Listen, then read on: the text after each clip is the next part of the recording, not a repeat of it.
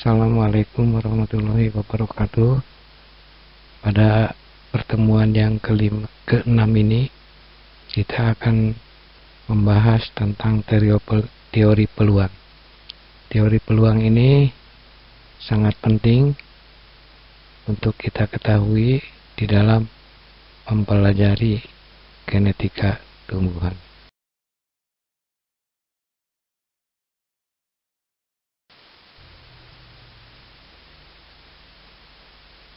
Analisis peluang sangat berguna untuk mempelajari sifat-sifat kualitatif yang seperti sudah kita sampaikan di awal-awal perkuliahan. Peluang adalah suatu kemungkinan yang akan terjadi atau timbul dari suatu peristiwa. Peluang dinyatakan dengan nilai antara 0 sampai dengan 1. Pada kesempatan ini, kejadian yang mustahil terjadi, artinya tidak mungkin terjadi, maka nilai peluangnya adalah 0 atau 0%. Sementara kejadian yang pasti terjadi, maka kita beri nilai 1 atau 100%.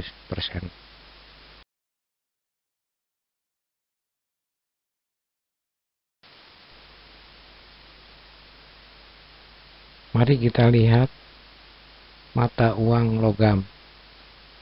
Mata uang logam terdiri adalah bagian pertama adalah berupa gambar dan sisi yang lain berupa angka. Maka peluang gambar atau P ditambah peluang Q menjadi 1. Sehingga peluang P atau gambar memiliki nilai peluang adalah setengah. Dan peluang Q itu adalah setengah. Artinya apa? Bahwa apabila mata uang logam tersebut kita lempar, maka peluang untuk mendapatkan gambar itu adalah peluangnya setengah. Demikian pula halnya apabila kita lempar uang logam, maka untuk mendapatkan permukaan uang logam berupa angka memiliki peluang setengah.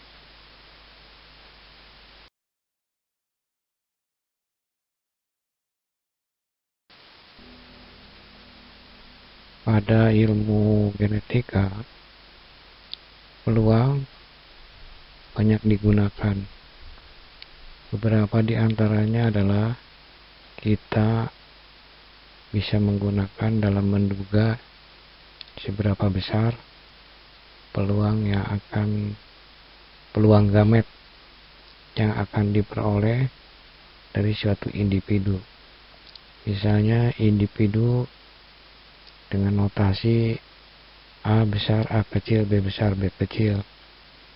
Berapakah gamet A besar, B kecil yang akan diperoleh?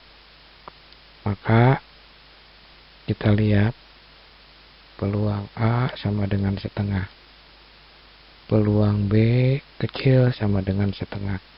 Maka untuk mendapatkan gamet atau untuk mendapatkan peluang A besar B kecil, maka menjadi peluang A besar dikalikan dengan peluang B kecil menjadi setengah kali setengah, maka diperoleh seperempat.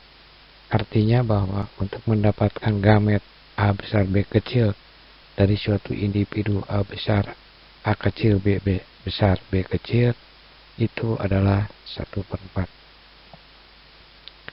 Peluang ini juga dapat digunakan untuk menduga seberapa peluang untuk mendapatkan suatu genotip A kecil, B besar, B kecil dari suatu genotip A besar, A kecil, B besar, B kecil tersebut. Maka peluang A kecil, B kecil menjadi peluang A kecil kali peluang B kecil, sehingga kita turunkan menjadi peluang A kecil dikalikan dengan peluang A kecil dikalikan dengan peluang B kecil dikalikan dengan peluang B kecil menjadi setengah kali setengah kali setengah kali setengah menjadi 1/16.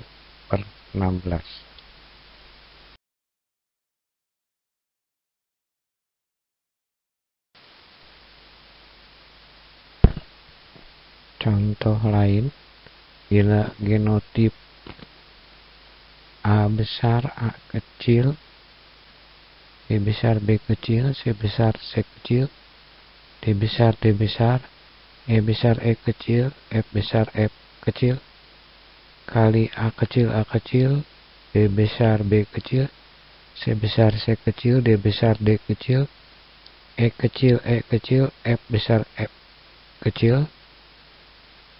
Pertanyaannya, berapa peluang untuk mendapatkan keturunan yang bergenotip A kecil, B kecil, C kecil, D besar,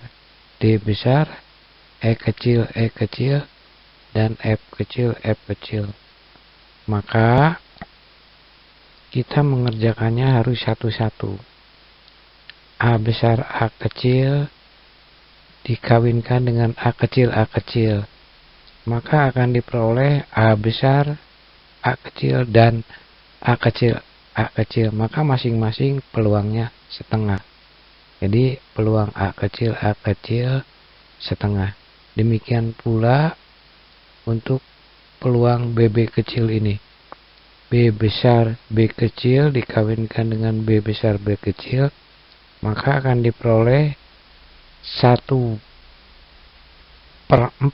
B besar, B besar, 2/4 B besar, B kecil, dan 1/4 B kecil, B kecil. Maka peluang mendapatkan B kecil itu adalah 1/4. Demikian seterusnya. Maka semua ini dikalikan, maka akan diperoleh peluang untuk mendapatkan A kecil, B kecil, C kecil, D besar, E kecil, dan F kecil adalah 1/512. Nah, selanjutnya saudara bisa mencoba untuk nomor-nomor berikutnya.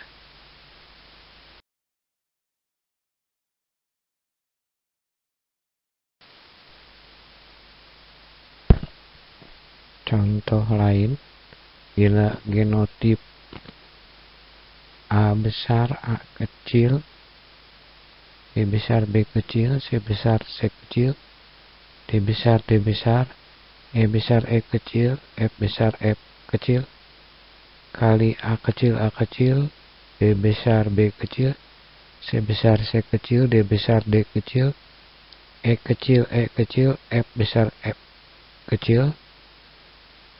Pertanyaannya, berapa peluang untuk mendapatkan keturunan yang bergenotip A kecil, B kecil, C kecil, D besar, E kecil, dan F kecil. Maka kita mengerjakannya harus satu-satu.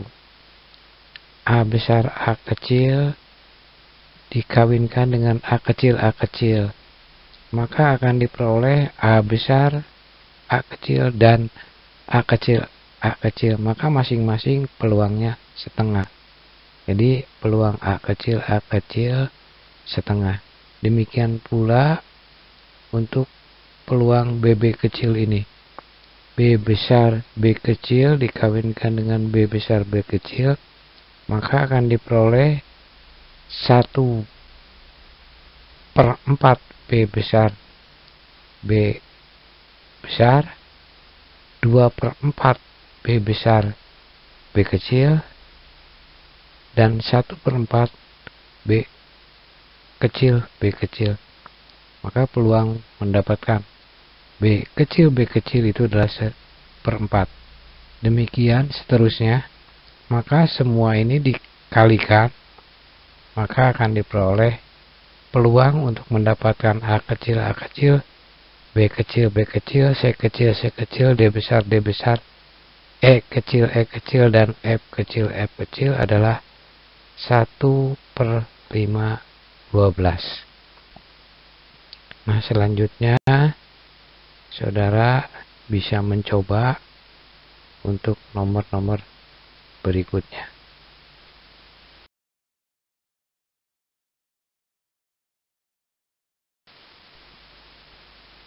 Ini adalah contoh macam kombinasi persilangan dan hasilnya.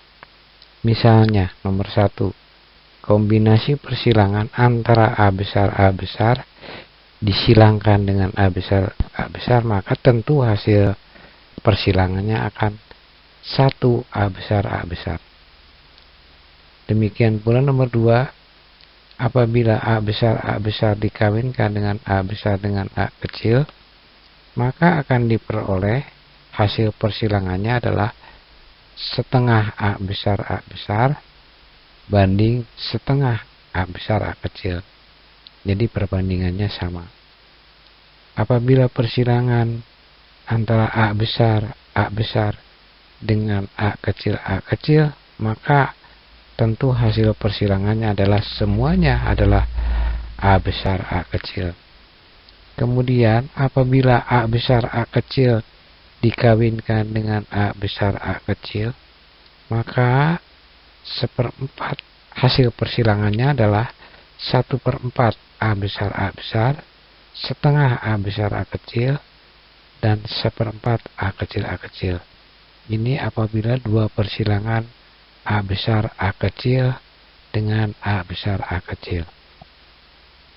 Kemudian bila persilangannya adalah A besar A kecil dengan A kecil, maka akan diperoleh setengah A besar A kecil banding setengah A kecil. Apabila kombinasi persilangan antara A kecil dikawinkan dengan A kecil, maka keturunan atau hasil persilangannya menjadi semuanya A kecil.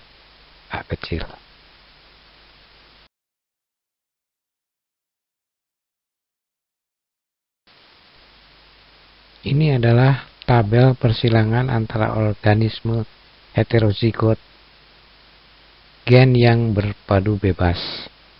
Ya, ini pada hukum Mendel. Jadi apabila jumlah pasangan gennya 1, artinya satu pasangan gen, maka jumlah gamet yang dibentuk itu adalah 2. Jumlah kelas genotip pada F2 itu adalah 3. Dan jumlah kelas fenotip F2 itu adalah 2. Ini sebagai contoh adalah pasangan gen A besar A kecil. Maka genotipnya atau genotip gametnya yang dibentuk adalah A besar dan A kecil, ada 2 macam. Kemudian kelas genotipnya menjadi A besar A kecil, dan A kecil. Ada 3 kelas genotip F2, dan sementara jumlah kelas fenotipnya adalah ada 2. Jadi kalau pasangan gen itu misalnya antara persilangan antara tinggi dengan yang ada 2 kelas tinggi dan pendek, maka jumlah kelas fenotipnya akan 2. Ini berlaku untuk berikutnya.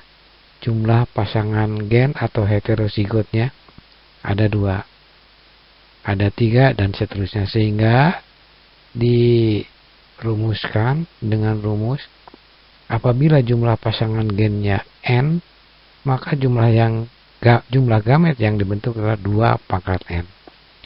Jumlah kelas genotip F2 yang dibentuk adalah 3 pangkat N, dan jumlah kelas fenotip F2 yang dibentuk adalah 2 pangkat N.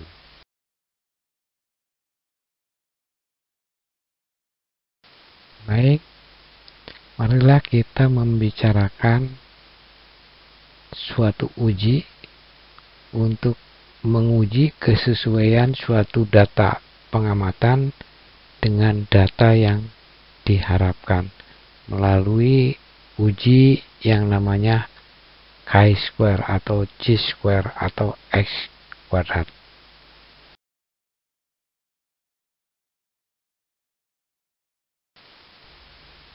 Penggunaan chi-square itu biasanya digunakan untuk menguji data kualitatif atau sering disebut sebagai sidik data atribut. Ini merupakan suatu uji menguji rasio hasil pengamatan terhadap suatu karakter kualitatif apakah mengikuti suatu pola rasio tertentu apa tidak. Nah, ini biasa digunakan menggunakan chi-square. Berikutnya, pengujian kehomogenan ragam atau sering disebut sebagai uji kehomogenan ragam. Chi-square ini menguji kesamaan atau kehomogenean beberapa ragam variasi. Pada genetika, biasanya materi yang diuji terdiri dari berbagai genotip yang berasal dari berbagai generasi turun-temurun. Penggunaan berikutnya dari chi-square adalah pengujian homogenitas atau uji kebaikan Sway. Ini menguji apakah suatu gugus data hasil pengamatan mengikuti sebaran tertentu apa tidak. Misalnya mengikuti distribusi normal apa tidak data tersebut.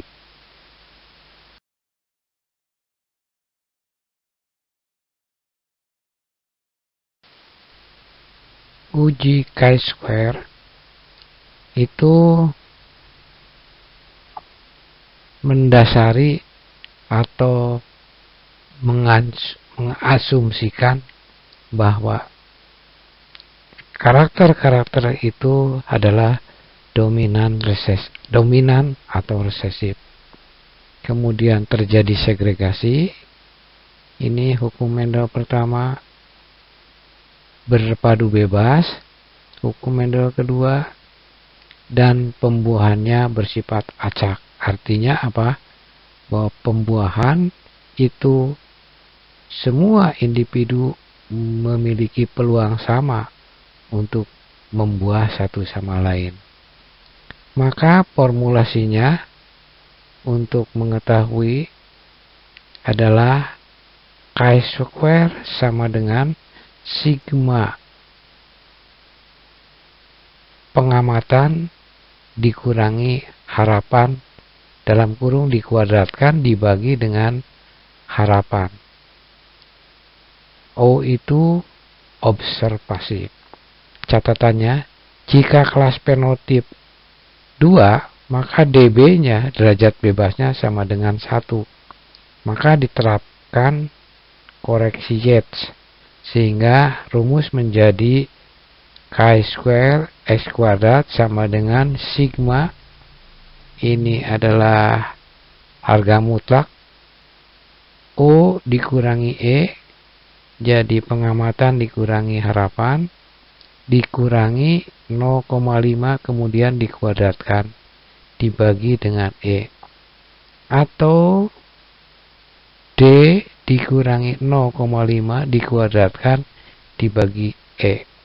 Itu berlaku apabila kelas fenotipnya adalah 2.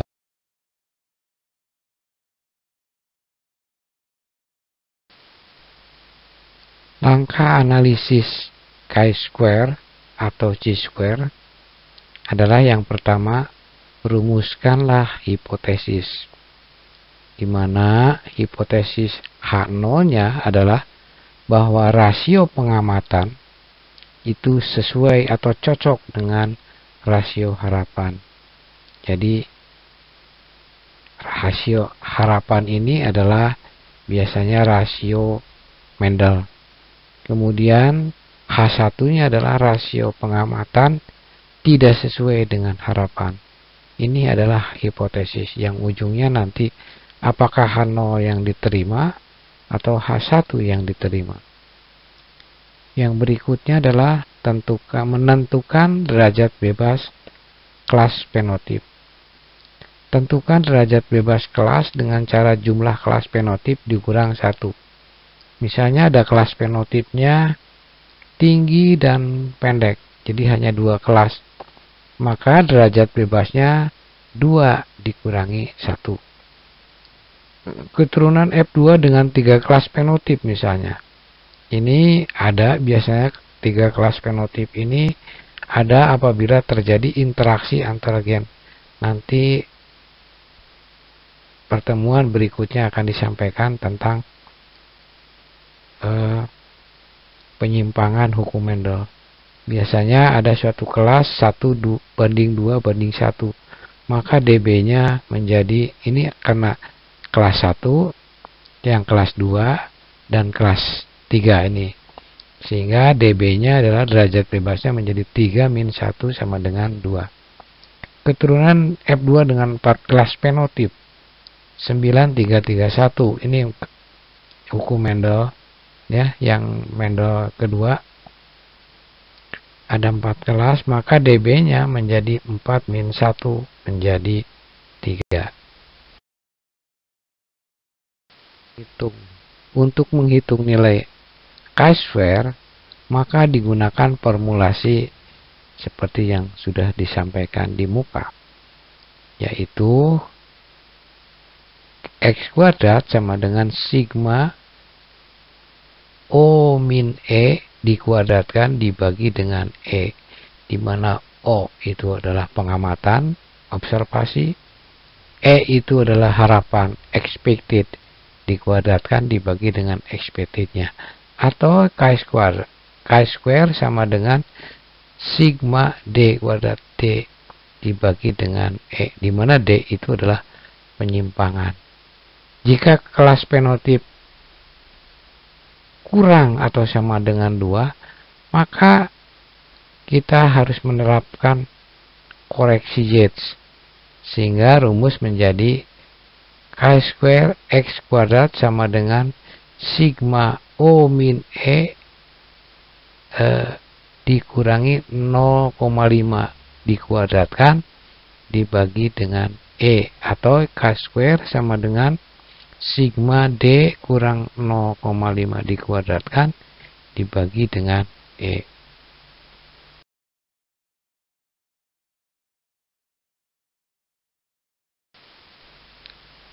Langkah terakhir dari analisis chi-square adalah menarik suatu kesimpulan. Apa yang terjadi jika chi-square hitung yang tadi kita hitung itu kurang dari chi-square tabel, maka H0 terima dan H1 ditolak. Artinya rasio pengamatan sesuai dengan rasio harapan. Dan apabila jika x² hitung lebih besar dari x² tabel, maka H0 ditolak dan H1 diterima. Artinya rasio pengamatan tidak sesuai dengan rasio harapan. Nah, bagaimana sekarang kita memperoleh chi-square tabel? Ya, kita gunakan tabel chi-square. Tentukan taraf signifikansinya, biasanya pada alfa 5%. Kemudian tentukan derajat bebas kelas dengan cara jumlah kelas fenotip dikurangi 1. Keturunan F2 dengan 3 kelas fenotip 1:2:1, maka derajat bebasnya menjadi 3-1 sama dengan 2. Keturunan F2 dengan 4 kelas fenotip 9:3:3:1, maka derajat bebasnya 4-1 sama dengan 3.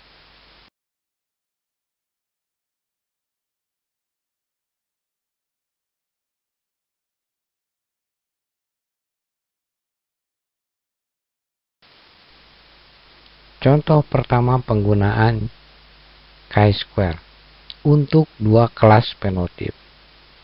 Misalnya, menurut hukum Mendel, persilangan antara dua jenis kacang kapri akan memberikan perbandingan kuning banding hijau itu adalah 3:1. Ini menurut hukum dominan. Jadi dominan, yang 3 ini dominan. Suatu penelitian memberikan hasil persilangan pada F2-nya, jadi hasil persilangan, dan pada F2-nya itu ternyata diperoleh 240 kacang, di mana 167 kacang berwarna kuning dan 73 berwarna hijau. Ujilah dengan alfa 5%. Apakah hasil penelitian tersebut sesuai hukum Mendel?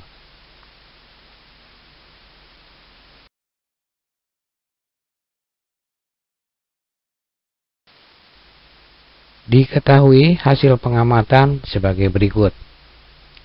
Kita mulai yang dari biji kuning dulu. Ternyata biji kuning ada 167. Biji hijau ada 73. Jumlahnya 240. Sehingga perbandingan antara yang kuning dan yang hijau itu adalah 0,69 banding 0,31. Apakah rasio ini, pengamatan ini, sesuai dengan perbandingan yang diharapkan 3:1? Maka kita mengambil hipotesis adalah H0 rasio pengamatan sesuai rasio harapan 3:1. H1 rasio pengamatan tidak sesuai harapan 3:1.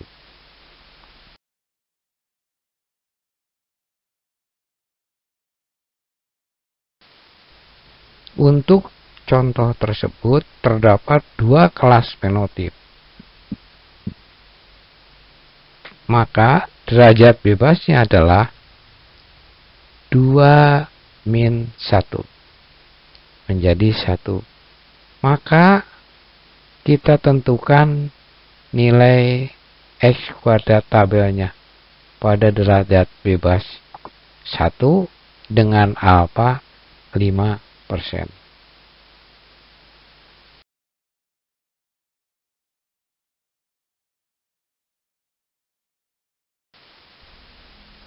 Kita lihat pada tabel chi-square. P-nya ini derajat bebasnya adalah 1. Sementara chi-square-nya untuk alfa 5% adalah 3,84. Maka X tabelnya adalah 3,84.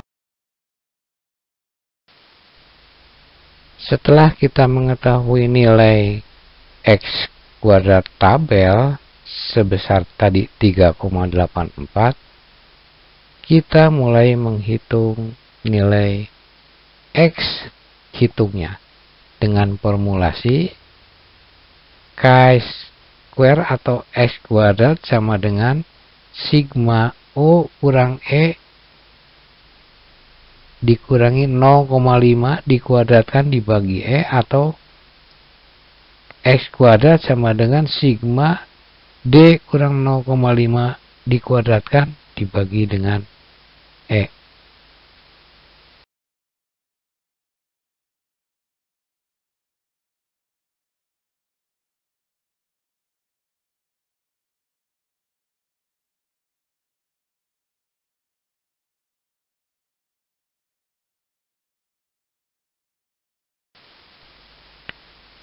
Untuk menghitung X kuadratnya, maka kita buat untuk memudahkan suatu tabel di mana kita buat beberapa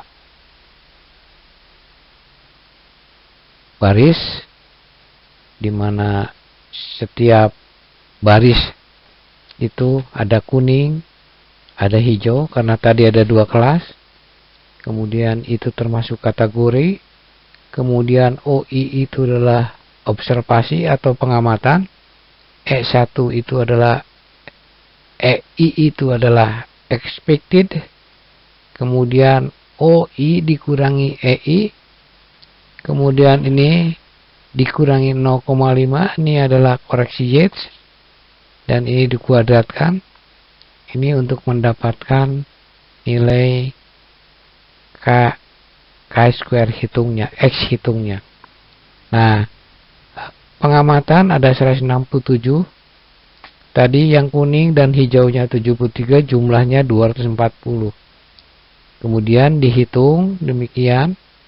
Ya, karena tadi harapannya 3:1 dari 210 biji. Ya, maka diperoleh nilai X hitung 0,8681 untuk yang kuning, dan yang untuk yang hijau 2,6047, sehingga dijumlahkan menjadi 3,4728.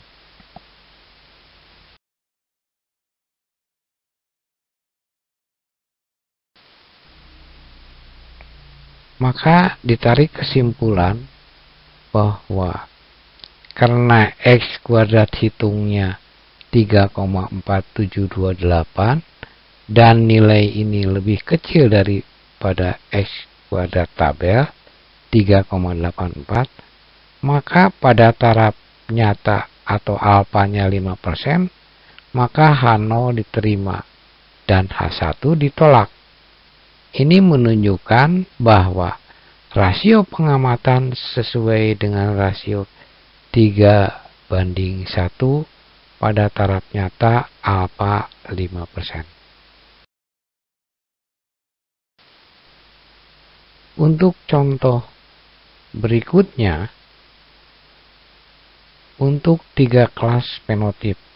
Misalnya, seorang pemulia tanaman sedang mengamati generasi F2 dari hasil persilangan bunga sepatu warna merah dan putih. Berdasarkan pola pewarisan sifatnya, diduga warna bunga merah banding merah muda banding putih akan mengikuti rasio 1:2:1. Hasil pengamatan terhadap 300 keturunan yang ada diketahui 69 memiliki bunga berwarna merah, 159 berbunga merah muda, dan sisanya berbunga putih.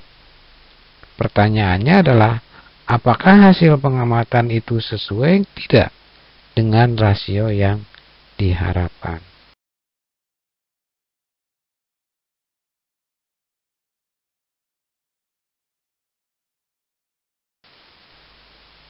Dengan cara yang sama, maka kita lihat bunga berwarna merah itu jumlahnya 69. Bunga berwarna merah muda 159 dan bunga berwarna putih 72. Dijumlahkan ada 300. Nah, ternyata rasionya itu adalah bunga warna merah 0,23, bunga warna merah muda 0,53, bunga berwarna putih itu adalah 0,24. Nah, rasio pengamatan di atas, pertanyaannya adalah mendekati rasio Mendel 1:2:1 tidak. Oleh karena itu, maka hipotesis yang kita ambil adalah H0 sama dengan rasio pengamatan sesuai rasio harapan 1:2:1.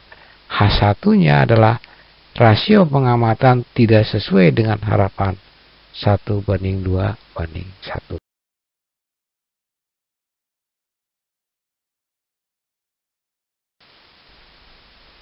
Untuk derajat bebas kelas fenotip, karena terdapat 3 kelas fenotip, yaitu 1:2:1, maka derajat bebasnya adalah menjadi 3-1 sama dengan 2.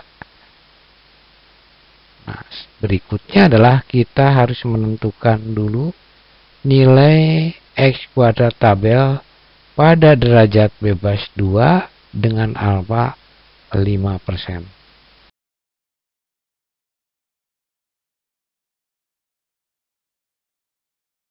Lihat pada X tabel X kuadrat. Derajat bebasnya 2, ini yang garis merah, dan chi-square-nya pada 5%, alfa 5%, maka diperoleh nilai 5,99. 5,99 ini adalah merupakan nilai X kuadrat tabel pada derajat bebas 2 dan alfa 5%.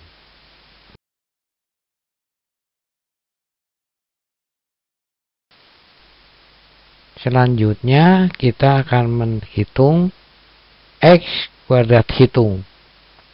Ya, karena X kuadrat tabelnya sudah diketahui, dari X kuadrat tabel sebesar 5,99, maka kita harus menghitung X kuadrat hitungnya dengan formulasi yang seperti yang disebutkan di dalam slide ini.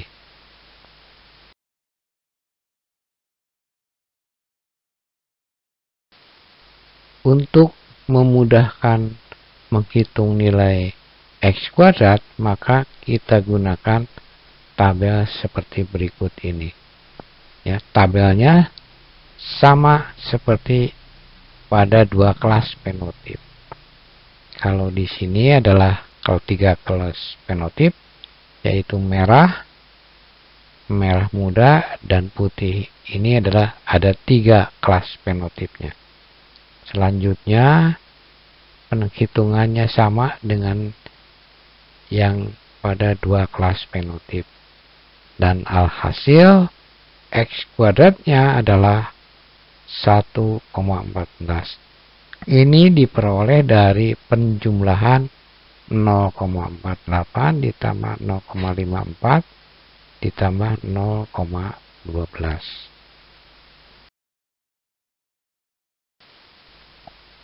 Kesimpulan yang bisa diambil adalah bahwa karena X kuadrat hitung 1,14 lebih kecil dari X kuadrat tabel sebesar 5,99 pada taraf nyata alfa 5%, maka H0 diterima dan H1 ditolak. Artinya apa? Ini menunjukkan bahwa rasio pengamatan yang kita ambil sesuai dengan rasio 1:1 itu rasio harapan pada taraf nyata alfa 5%. Bagi para mahasiswa, diharapkan saudara bisa belajar atau berlatih, dan latihan ini akan menambah pengertian saudara tentang pemanfaatan chi-square.